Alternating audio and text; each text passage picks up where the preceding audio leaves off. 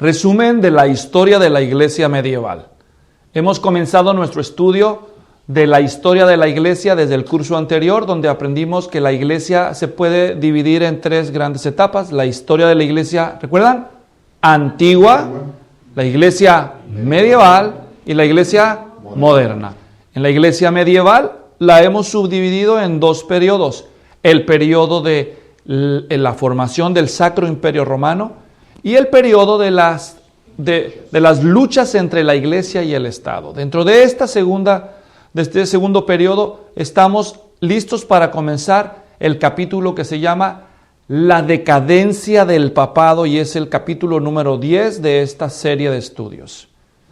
Ya fuera por debilidad de carácter, por la corrupción moral o por presiones políticas, el poder que el papado gozó, de lo cual estudiamos en el capítulo anterior, no pudo sostenerse por mucho tiempo en Europa.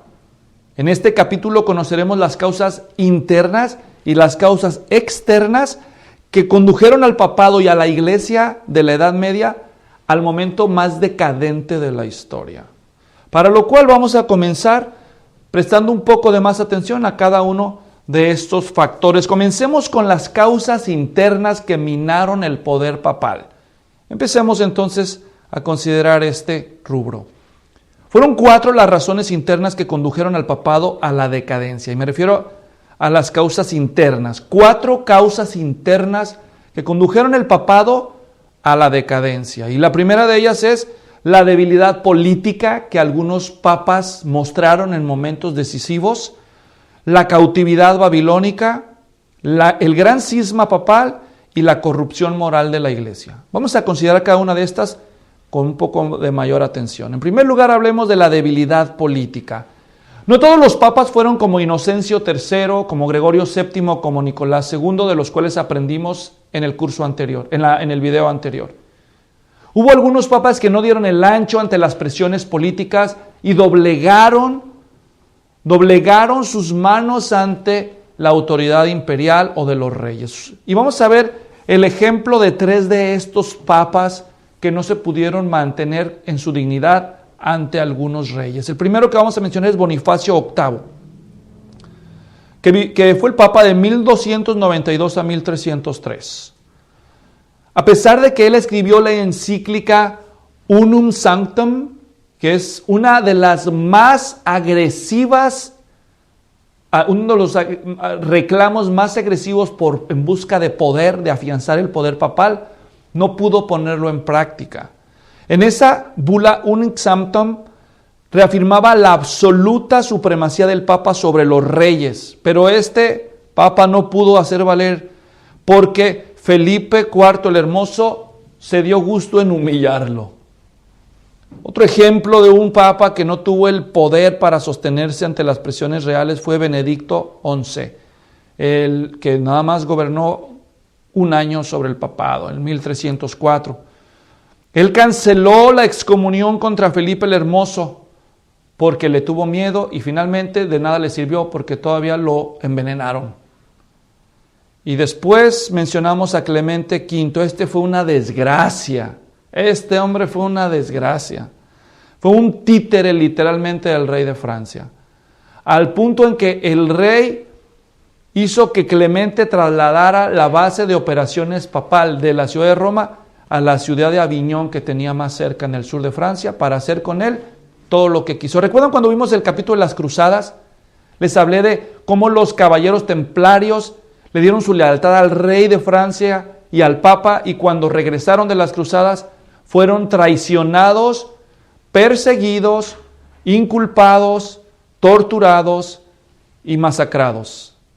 Porque el rey se negó a pagar una deuda que tenía para ellos, entonces mejor los culpó y usó al papa como una marioneta para sentenciarlos y condenarlos a través de la Inquisición.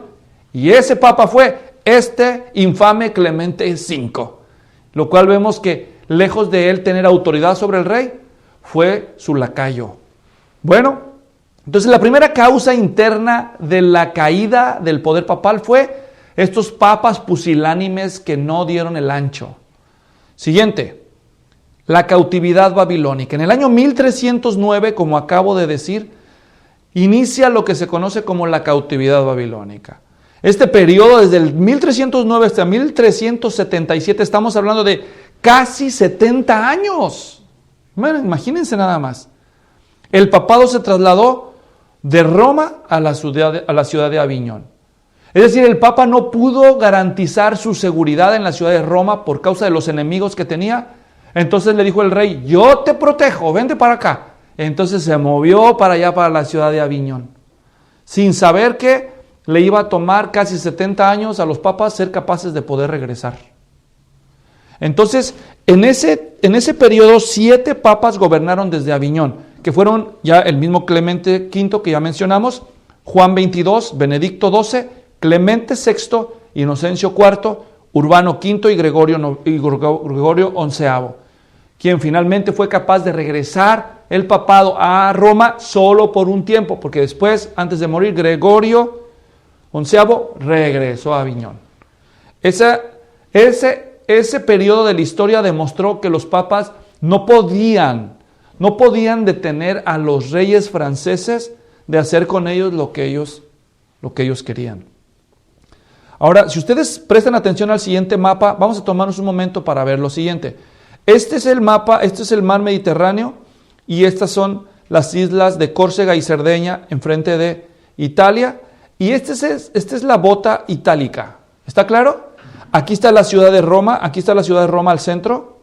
De Roma al sur encontramos la ciudad de Fondi. Aquí dice Aviñón, observen, acá está Aviñón. En aquel tiempo Aviñón todavía no era parte de Francia, pero estaba ya en los linderos del territorio franco. Uno de los papas terminó comprando la ciudad de Aviñón para el papado, pero todos en esa región el rey de Francia tenía el control. ¿Me doy a entender? Hoy en día Aviñón está completamente adentro del país de Francia. En aquellos tiempos no totalmente, pero de todos modos está muy al norte, casi 1000 kilómetros al norte de la ciudad de Roma, que está hasta acá. Entre Roma y Aviñón está la ciudad de Pisa, aquí al norte de Italia todavía, y al sur de Roma está la ciudad de Fondi. ¿Por qué nos dices esto, Luis? Preguntarás, por lo que vamos a ver enseguida. Después de la cautividad de babilónica, que sí se le llamó al hecho de que los papas tuvieron que mudarse a Aviñón por presiones del rey de Francia, viene lo que se conoce como el Gran Cisma Papal a partir del año 1378 al 1417. Se van a sorprender de lo que vamos a aprender si es que no lo saben ya. Cuando Gregorio XI muere, el papa, el pueblo de Roma, cansado de no tener al papa viviendo entre ellos, sino en Aviñón por 70 años, puso presión a los cardenales para que escogieran un papa romano y así asegurarse que se quedaba. ¿Me doy a entender? Entonces, un grupo de cardenales en emergencia, porque el pueblo los estaba presionando, se reúnen en Roma y buscan un candidato romano y se les hizo fácil escoger a Urbano VI como papa, que precisamente era romano. Se veía muy dócil Urbano VI, se veía muy humilde, pero tan pronto lo nombraron papa, entonces Urbano VI tomó la palabra y ahí mismo, en su propia cara, les empezó a decir a los cardenales todas sus verdades. Les dijo cuál corruptos eran, unos ineptos, y los empezó a insultar y humillar en su propia cara. Lo acababan de nombrar papa y agarra contra ellos y les dio duro. No soportaron, porque denunció Urbano los abusos y los lujos que los cardenales usaban la iglesia para servirse. Ofendidos, 13 de los cardenales reunidos ahí se fueron indignados de esa reunión, directo salieron de allí y se fueron a la ciudad de Fondi, que ya vimos en el mapa. 140 kilómetros al sur de Roma.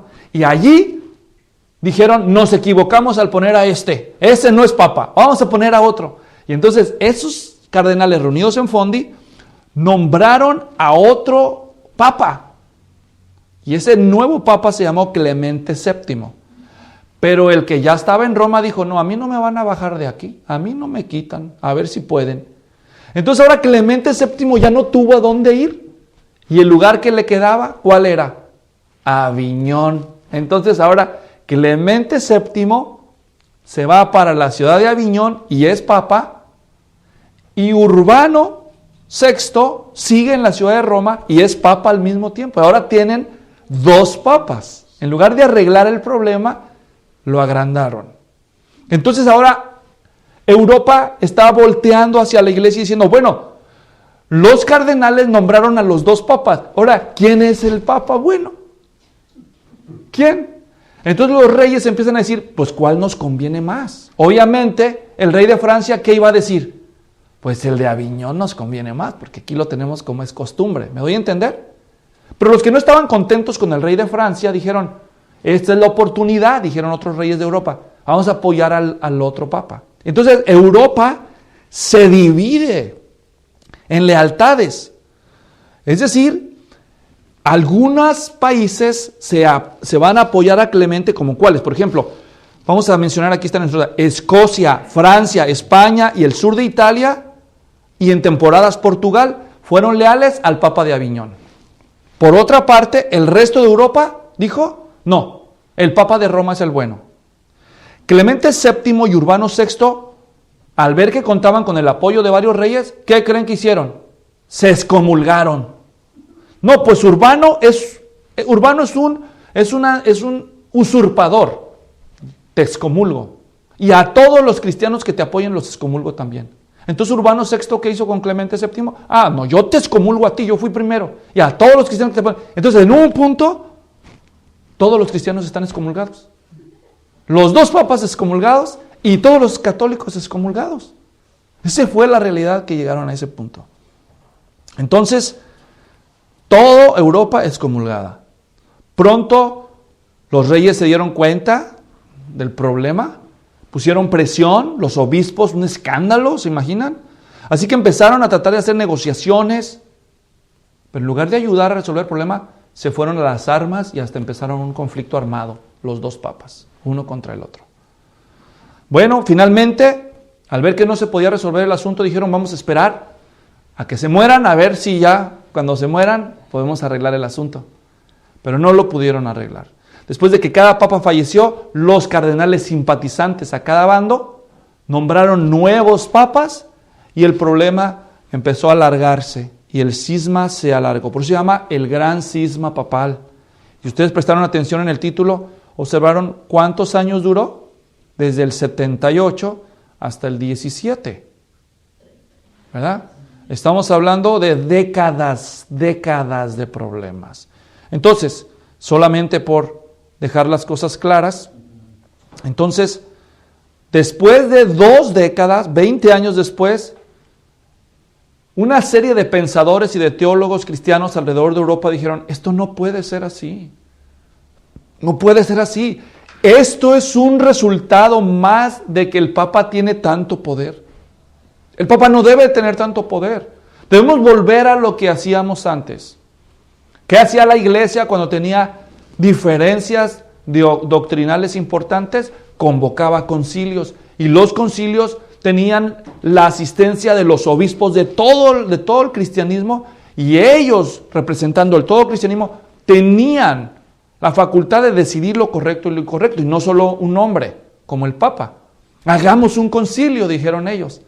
A eso se le llama el movimiento conciliar, que decía que el poder de toda la iglesia no podía seguir concentrado en las manos de un solo hombre, sino que tenía que compartirse con un parlamento eclesiástico que representaba a toda la cristiandad. ¿Me doy a entender?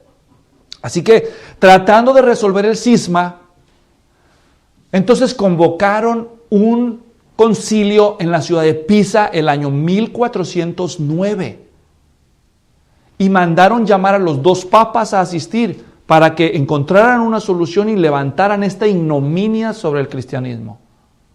Pero ¿qué esperaban?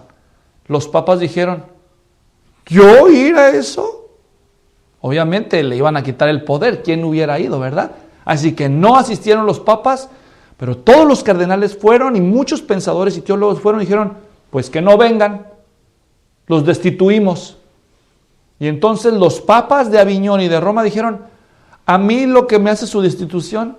Ignoraron las destituciones, pero el concilio entonces nombró a un papa nuevo y dijeron, este es el papa, los otros son usurpadores. Y así fue como el concilio de Pisa nombró a un nuevo papa y el nuevo papa fue Alejandro V. Cuando los otros dos papas de Aviñón y de Roma se enteraron que había un nuevo papa, lo desconocieron. Ellos dijeron, a mí nadie me quita, yo soy el papa, dijo el de Roma, y el de Aviñón dijo, no, el papa soy yo. Y ahora Alejandro V dice, no, el papa soy yo. Y ahora en lugar de resolver el problema, el cristianismo terminó con 3 papas. Uno en Aviñón, uno en Pisa y otro en Roma. ¿Se imaginan? Esto es un escándalo, es una vergüenza para el cristianismo. Pero esa fue la realidad. Entonces, ahora terminaron con 3 papas. Obviamente los reyes de Europa se escandalizaron y dijeron, pero ¿dónde va a parar todo esto? Así que el emperador del Sacro Imperio Romano dijo, no, yo tengo que poner orden aquí. Y entonces en ese tiempo el emperador alemán era Segismundo. No, de Hungría, Segismundo de Hungría. Entonces él convoca otro concilio, 4 años después en el concilio de Constanza. Ya para esto habían habido otras muertes de papas y otros papas nuevos en las mismas regiones, pero seguían con 3 papas hasta el momento. Entonces, finalmente en el concilio de Constanza aprovechan los clérigos y hacen varias cosas. La primera que hacen es aprovechar la oportunidad de que están reunidos para condenar un par de herejes que les estaban dando problemas. Uno se llamaba Juan Wycliffe en Inglaterra, un hombre que redescubre por el estudio de las Escrituras los principios del Evangelio, de la gracia, lo excomulgan. Y otro caso similar que por leer los escritos de Juan Wycliffe descubre también los principios del Evangelio por la gracia, pero no en Inglaterra, sino en lo que hoy llamamos la República Checa, allá en Praga, que se llamó Juan Hus, y a los dos los excomulgan, pero resulta que Wycliffe muere antes de que le llegue la excomunión, y cuando llega pues sacan sus huesos de la tumba y los queman así nomás para decir, aquí mis chicharrones truenan. Dicen ellos, excomulgado y te quemamos aunque te moriste, ¿verdad? Y a Juan Hus lo agarraron vivo y coleando. Era un hombre, era un tremendo erudito de las Escrituras. Era el rector de la universidad y el párroco de la catedral allá en Praga, pero de poco le sirvió. Lo quemaron vivo en la hoguera por creer en el Evangelio. De hecho, un siglo después, cuando están enjuiciando a Martín Lutero, la causa por la que pudieron imputarle culpa a Lutero fue que cuando examinaron las enseñanzas de Lutero le dijeron, Lutero, tú lo que estás diciendo es lo mismo que dijo Juan Hus y él fue un hereje condenado. Si tú sigues diciendo eso, quiere decir que tú eres un hereje. Y esa fue la manera en que pudieron justificar la excomunión de Lutero eventualmente. Pero eso va a ser tema de otro curso. Sea como sea, en el concilio de Constanza, estos 2 hombres de Dios fueron condenados y finalmente todos los católicos lograron ponerse de acuerdo. Uno de los papas había acordado que si nombraban un nuevo papa, él renunciaba a su papado. El otro no renunció, pero el emperador le dio la orden que se retirara o le iba mal. Entonces así por la buena, pues se retiró y finalmente el único que quedó fue el nuevo papa Martín V. Y así fue el final del cisma.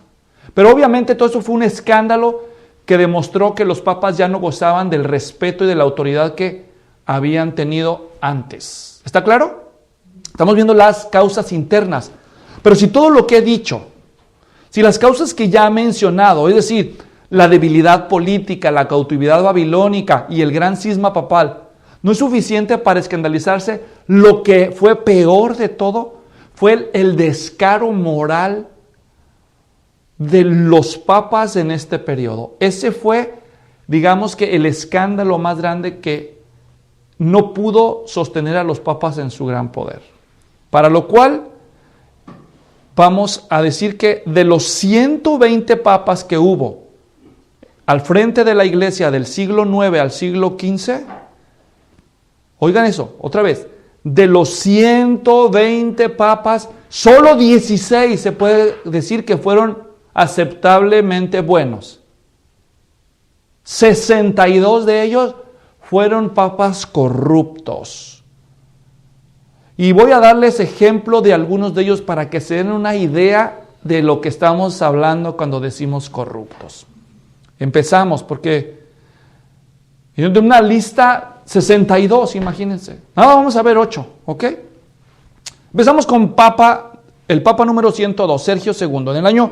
Él fue Papa del 844 al 847. Sergio es recordado como un charlatán, un viejo enfermo y charlatán. ¿Y por qué estaba enfermo? Por sus vicios. Cuando él fue nombrado Papa, de inmediato él hizo que su hermano se convirtiera en obispo y le ayudara a dirigir la iglesia. Y como su hermano, llamado Benito, también era un corrupto a más no poder, entonces de inmediato se convirtió en un tiránico deplorable que hizo uso de la iglesia para llenarse los bolsillos a través de la simonía. ¿Qué era la simonía? Vender puestos eclesiásticos al que mejor pague, ¿verdad? Ellos vieron eso como una oportunidad para hacerse ricos y a eso se dedicaron el resto del papado de este señor Sergio. Siguiente ejemplo de la corrupción moral de la iglesia. Esteban VI, Papa número 113, de película de terror. Oigan esto, miren el cuadro que tienen enfrente. Para empezar, era hijo de un sacerdote. Ya suficiente escándalo con eso, porque se supone que los sacerdotes no tenían ni esposa, y este fue hijo de un sacerdote. ¿Me doy a entender? Bueno, cuando él llegó a ser papa porque una poderosa familia italiana de apellido Spoleto, que eran duques de una región ahí, italiana, querían asegurarse del poder, así que pusieron uno de sus consentidos amigos y pusieron a este hombre llamado Esteban VI. Antes de Esteban VI, el papa había sido Formoso, un papa muy íntegro, pero muy estricto, muy fuerte de carácter, que había tenido una amistad por un tiempo con el duque de Spoleto, pero después que vio que el duque estaba más interesado en el poder y en la avaricia, lo destituyó y nombró como rey de Italia a otro rey. Eso jamás se lo perdonó la familia Spoleto a Formoso. Pero resulta que Formoso terminó muriendo antes de que los Spoleto pudieran cobrar venganza. Pero tanto odiaban a Formoso los Spoleto que cuando lograron que uno de sus amigos llegara al papado, y ese amigo era Esteban VI, compartían además de su amistad Esteban VI y los Spoleto un odio compartido hasta la médula contra el difunto Formoso. Así que tan pronto fue hecho papa, Esteban VI vino con esta gran idea. Mandó que sacaran el cadáver de Formoso de la tumba, que lo vistieran con sus ropas de papa, que lo sentaran en la silla del papa y mandó traer a cardenales y a obispos para enjuiciarlo por hereje. Y entonces lo empezaron a enjuiciar y lo empezaron a incriminar y le pusieron un obispo a un lado para que hablara por él, supuestamente. Le dijeron, ¿te declaras culpable? Que se declara culpable, dice. Así se la aventaron de película. Entonces ahí, con el cadáver sentado y vestido de papa, lo enjuiciaron en pleno estado de putrefacción. Después de admitir todas sus culpas, don Formoso, entonces Esteban mandó que lo despojaran de sus títulos clericales. De manera simbólica le fueron quitando la ropa y después de degradarlo a laico, lo declararon culpable de todas sus herejías y entonces la sentencia que le dieron fue la humillación final. Lo arrastraron el cadáver, no solo por el palacio papal, sino por todas las calles de Roma hasta que llegaron al río Tíber y ahí aventaron el cuerpo. Y así se aseguró Esteban VI de dignificar los agravios que supuestamente el Papa Formoso, que había sido un buen papa dentro de lo que cabe, había hecho pesar sobre la iglesia.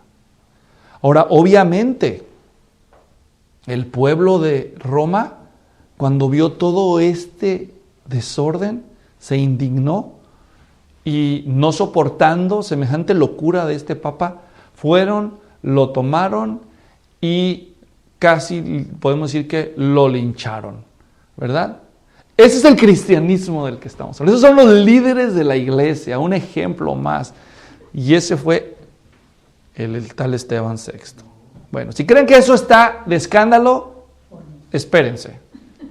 Sergio III, 904 al 911. No, este fue otro. Miren, les explico.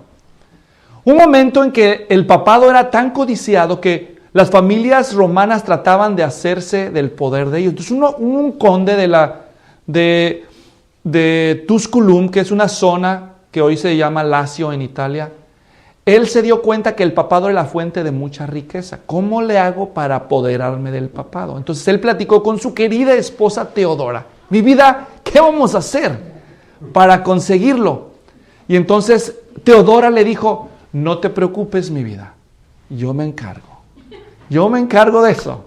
Entonces la familia de Tusculum, especialmente por influencia de Teodora, la esposa de Teofilacto, el conde de Tusculum, que también era senador de Roma, ella tenía 2 hijas muy hermosas, Marosia y Teodora, al igual que ella, por eso distinguen Teodora la mayor, la mamá, Teodora la menor, la hija. Le dijeron, mis chicas, bueno, todas las armas que les he dado, todo lo que les he enseñado como damas, lo vamos a poner en práctica para seducir y asegurarnos que el papado está bajo nuestro servicio. Y en este periodo es cuando entra el periodo que se conoce en la historia, y eso dicen los historiadores, no se lo puse yo ese nombre, se llama la pornocracia. La pornocracia fue el periodo de tiempo en que el papado fue literalmente controlado por estas mujeres seductoras inmorales, que se dieron la tarea de quitar y poner papas a su gusto por medio de la seducción. Jezabel era una inocente comparado con estas señoras. Bueno, este hombre llamado Sergio III fue uno de los tantos papas manipulados por la familia Tusculum. Tan pronto llegó al papado, mandó ejecutar a los 2 papas anteriores a él, que estaban encarcelados, y los mandó a ahorcar delante de él. No, era cosa seria este señor. Su amante era Marosia, quien realmente lo había puesto de papa. Era la amante de este hombre, la hija de Teodora. Y ellos, como fruto de su amor, engendraron un hijo. Y ese hijito llegó a crecer y convertirse posteriormente, años después, en el Papa Juan XI, que va a ser el Papa número 125. Y así tenemos un otro ejemplo más de la gravísima decadencia moral que estaba viviendo el papado. ¿Se imaginan esto? Bueno, siguiente de la lista. Juan XII, el tesoro de Sergio, ¿verdad? Y de Marosia. Crece, le toca su turno. Bisnieto de Teodora, de Tusculum, ¿verdad? Llegó a ser papa a los 18 años. Era famoso por ocioso, parrandero, simoníaco. O sea, vendepuestos. Gastaba su tiempo en apuestas, la cacería, pero sobre todo en las inmoralidades sexuales. Él, dicen las crónicas, convirtió el palacio papal en un burdel. Una de sus concubinas recibió como regalo de su querido Juan XII, el Papa, le dio autoridad sobre varias ciudades, pero el Papa se cansó, entonces empezó a buscar nuevos amantes, pero ahora hombres, porque le entraron en esas ganas. Y para premiarlos por los favores concedidos, los nombró obispos. Este hombre, no contento con todo lo que hizo, agarró por hobby, por pasatiempo, cometer actos de inmoralidad sexual en varios de los lugares más sagrados de las iglesias de Roma. Ese fue el gusto de este tipo. Bueno, llegaron a tal punto con este hombre que no hubo una mujer en la ciudad de Roma que se atreviera a salir a la calle por miedo a que el Papa la pudiera llegar a ver y terminando violándola. Porque ese fue otro de los gustos del tipo. Finalmente, una de tantas, un marido celoso sorprendió al Papa con su esposa en el acto matrimonial y allí mismo lo ejecutó.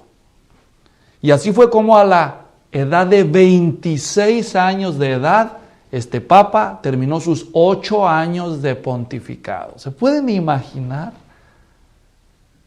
Esto realmente es aterrador. El líder principal del cristianismo, el protagonista de todo esto. Si creen que han oído todo, pues agárrense.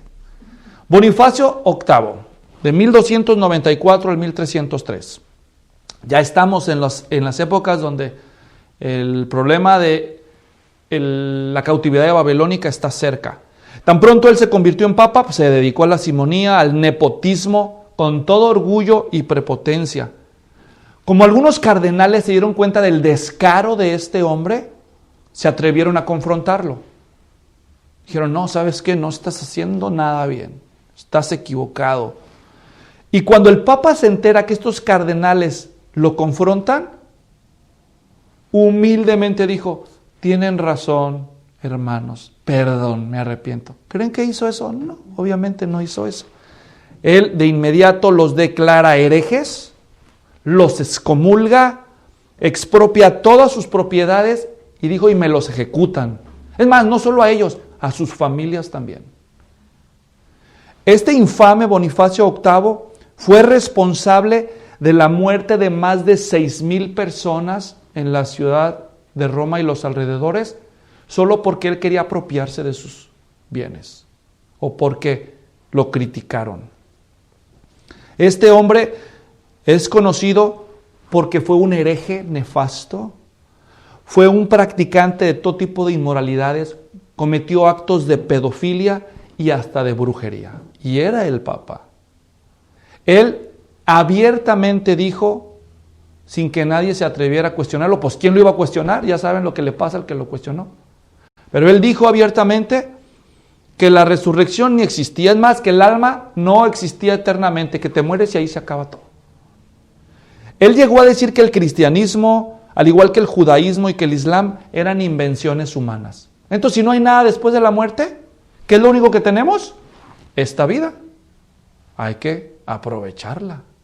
Ese fue la cabeza del cristianismo de la época. ¿Se pueden imaginar? Tremendo papa, ¿no? Bueno, vamos acercándonos al final, los últimos 2 de la lista, los últimos 3 de la lista, Pablo II, 1464 al 1471, ya estamos cerca del final de la Edad Media. Este papa tenía solo 23 años cuando empezó el pontificado. Era fan de las joyas, de la comodidad, de los lujos, de los carnavales y de los banquetes. En su tiempo se sucedieron una serie de disturbios en la ciudad de Roma. Entonces él estuvo piense y piense, ¿cómo controlamos estos problemas? Entonces recordó el antiguo método romano de pan y circo. Cuando los emperadores querían controlar las muchedumbres, ¿qué hicieron? Pues hicieron fiestas y les dieron comida, ¿verdad? Entonces dice Pablo II, vamos a organizar algo en lo que se entretengan para que no estén peleando. Y así nacieron los carnavales. ¿Alguna vez oyeron los carnavales? Denle gracias a don Pablito, ¿verdad? ¿Qué eran los carnavales? Bueno, eran desfiles obscenos, donde el Papa ordenó incluso que algunos actores dramatizaran historias eróticas en la calle mientras la procesión sucedía, para mantener entretenidos allí a los romanitos y les daban su lonche para que no se preocuparan. Esos son los métodos cristianos para atender a la grey en esos años. ¿Se imaginan? Bueno. Alejandro VI, este sí, no dices, no, pastor, por favor, ¿qué más me puede decir? Bueno, no me digan a mí, solo estudien la historia. Estudien la historia, exactamente. Alejandro VI de 1492 al 1503. Este fue un infame inmoral. Este practicó el nepotismo. ¿Qué era el nepotismo? ¿Alguien se acuerda? Nepotismo, por si no lo recuerdan. Poner en los puestos de gobierno público a tus amigos o a tus parientes. ¿Se acuerdan? Entonces, este señor no solo le era prohibido casarse y tener hijos. A él no le importó. Él no solamente tuvo hijos, tuvo muchos. Y no solo tuvo muchos, tuvo el orgullo de decirlo públicamente como papa. A cada uno de sus solamente 9 hijos ilegítimos que tenía como papa, claro, de diferentes madres, él tan pronto fue papa, los privilegió. A unos los hizo clérigos, a otros los emparentó con familias nobles para que llegaran a tener títulos nobiliarios y gran riqueza al recibir las dotes. Y a aquellos que lo cuestionaron, el Papa Alejandrito les inventó cargos criminales, de modo que se aseguró de exterminar no solo a los críticos, sino a sus familias, para deshacerse de los problemas de raíz. Y ya que se quedaban las propiedades sin dueño, pues ni modo, ¿qué le van a hacer? Se los quedaba don Alex, ¿verdad? No estaba contento con todo eso, así que Alejandro empezó a organizar como pasatiempo orgías en el palacio papal. Y claro, tenía que darle clases a sus hijos, ¿verdad? Entonces ellos eran parte.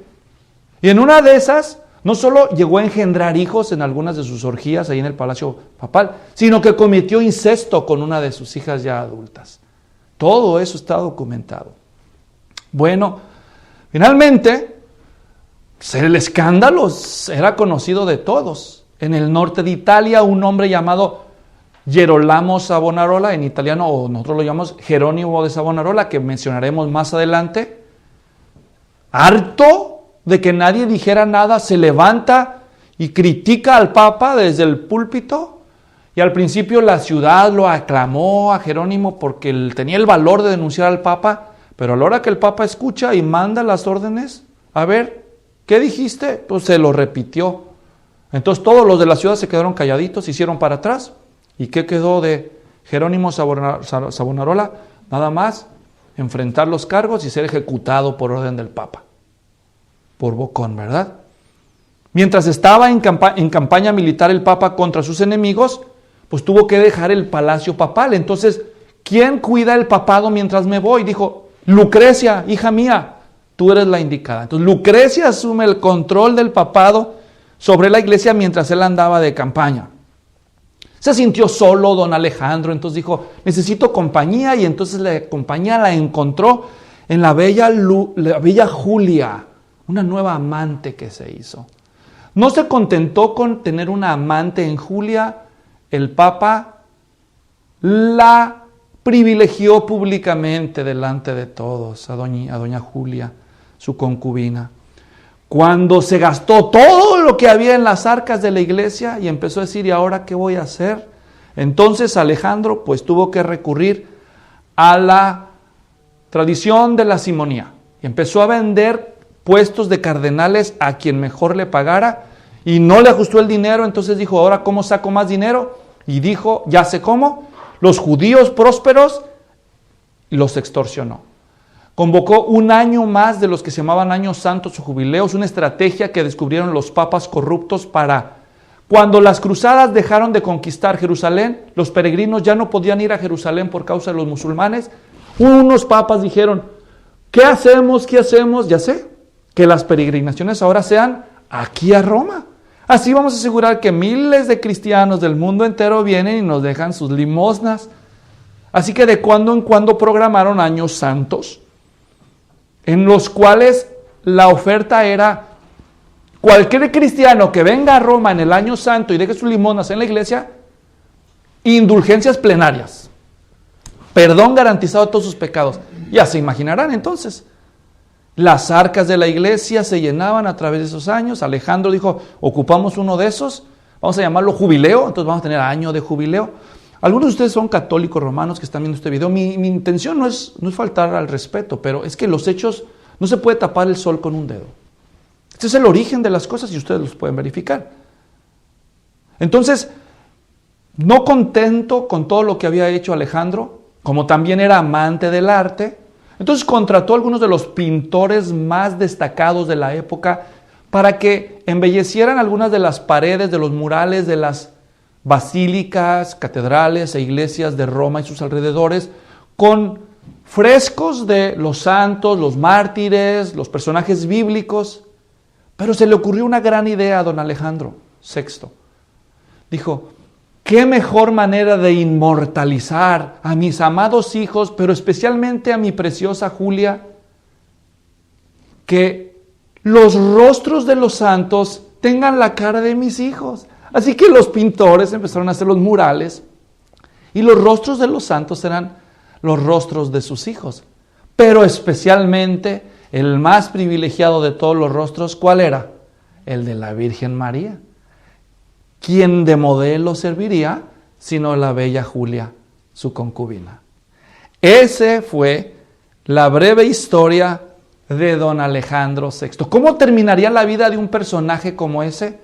¿Cómo habría de terminar? Envenenado, aborrecido por tanta gente que lastimó y que odió. En fin, un ejemplo tenebroso de cómo el papado decayó moralmente hasta el grado más bajo. El último de la lista que vamos a mencionar, ¿y por qué vamos a mencionar a este? No solo por sus abusos, sino porque tuvo un rol decisivo en la historia de la Iglesia, propiciando uno de los momentos más importantes, la Reforma Protestante, y ese papa fue León X, del cual tenemos la foto delante nuestro. Del 1513 al 1521, León X ocupó el trono, mientras que Alejandro VI, antes de ser papa, se llamaba Rodrigo de Borgia, de la infame familia Borgia española. Este era de la otra familia Médici, que también era conocida por su corrupción. Bueno, Juan de Médicis era su nombre.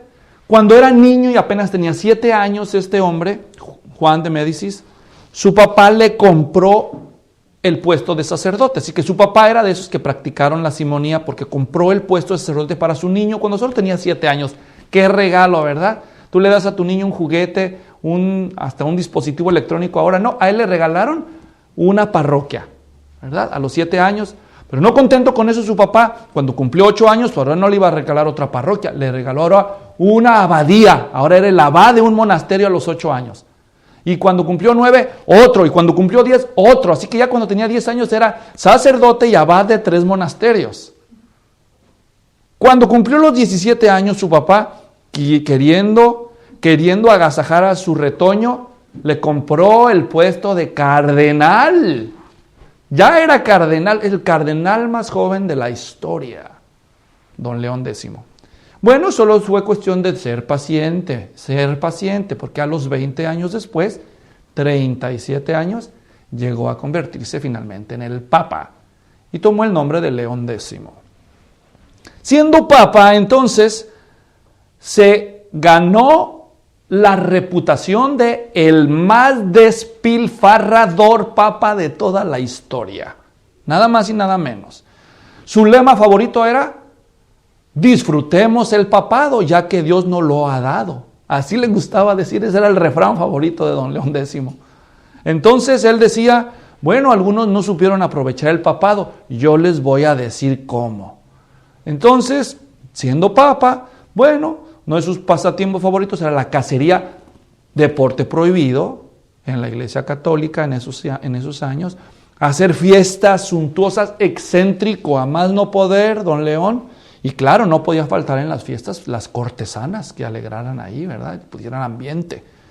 Entonces, además del lujo y la avaricia y la inmoralidad, este señor era un nepotista consumado. Puso en cada puesto que pudo a cualquiera de sus amigos y parientes. Tanto derroche, se terminó acabando las riquezas de la iglesia, pero como además era amante de las artes, tenía contratado a varios de los artistas más notables de la época, haciéndole pinturas y esculturas. Miguel Ángel, Rafael.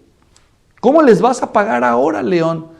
Y entonces el León, aconsejado por sus acompañantes, no solo recurrió a un nuevo año de jubileo, sino que dijo: las indulgencias. Pero ¿para qué esperarnos a que los peregrinos vengan a Roma a gozar de las indulgencias? Se las mandamos a domicilio. Pues qué buena idea. Así que él contrató un equipo de vendedores de indulgencias y los mandó por Europa a que visitaran aldeas, pueblos y villas y ciudades vendiendo las indulgencias y diciendo, entre otras cosas, frases como: tan pronto cae la moneda en el barril, así sale el alma del purgatorio de tu ser querido. Y entonces esos hombres se dedicaron a la venta de indulgencias por toda Europa, y en uno de los lugares donde llegó uno de estos vendedores de indulgencias fue a la ciudad de Wittenberg, Alemania, donde Martín Lutero, no solo el doctor Martín Lutero era el rector de la Universidad de Wittenberg, sino que era el párroco a cargo de la iglesia. Y cuando escuchó que la gente dejaba de asistir a la misa y a las reuniones porque ya tenían el perdón de sus pecados comprado, ¿para qué preocuparse? Se indignó y salió a buscar a las ovejas mal instruidas.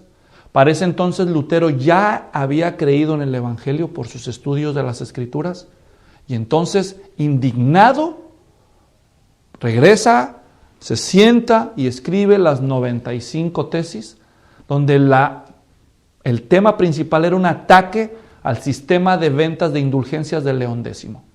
Este fue el detonador de toda la reforma protestante. Denle gracias a don León X por sus ventas que precipitaron un movimiento que vino a renovar el cristianismo. Finalmente, harto de sus excesos, algunos cardenales tramaron un complot para envenenar a León X. ¿Y qué creen que pasó? Que los descubre. Al descubrirlos, ya se pueden imaginar cómo les fue a los pobres cardenales. Los mandó brutalmente torturar y luego, para que escarmienten todos, mandó a ahorcarlos. Ahora comprenden por qué cuando Martín Lutero, Juan Calvino, John Knox y todos los reformadores fueron testigos de estas cosas. Martín Lutero visitó Roma el año 1510, con sus propios ojos fue testigo de estas cosas. Ahora entienden por qué todos ellos, sin excepción, decían que el anticristo era el Papa. O sea, ¿puede haber alguien peor? Entonces todos ellos, ahora entendemos, nosotros somos hijos de una cultura, de una época diferente. Decimos, se estaban pensando. Pero es que ellos vieron estos abusos, vivieron con ellos. ¿Me doy a entender? Lutero tenía que estar buscando a los creyentes que dejaban de congregarse por haber comprado una indulgencia. Entonces, esta es la crudísima, vergonzosa etapa de la decadencia moral de la iglesia. Y no hemos terminado este capítulo, pero ya casi, porque dijimos que la decadencia del papado tuvo causas internas, que son estas que acabamos de mencionar, estas 4, pero también dijimos que hubo causas externas, respecto a las cuales podemos decir que mientras en el interior de la iglesia moralmente se resquebrajaba, externamente 3 fuerzas convergieron también en su contra. 1, el creciente espíritu nacionalista en Europa. Número 2, el surgimiento del Renacimiento como movimiento. Y tercero, aunado al Renacimiento, el humanismo. La primera causa de la decadencia del papado, externamente hablando, es el creciente espíritu nacionalista en los países de Europa. Al final de la Edad Media, la mentalidad de los europeos cambió de imperio a naciones. Ya no les preocupaba la unificación política, sino la identidad nacionalista. Las primeras señales de este cambio fue el surgimiento de ejércitos nacionales. Cada nación empezó a tener su propia fuerza, su propio cuerpo militar para proveerse de seguridad a manera regional.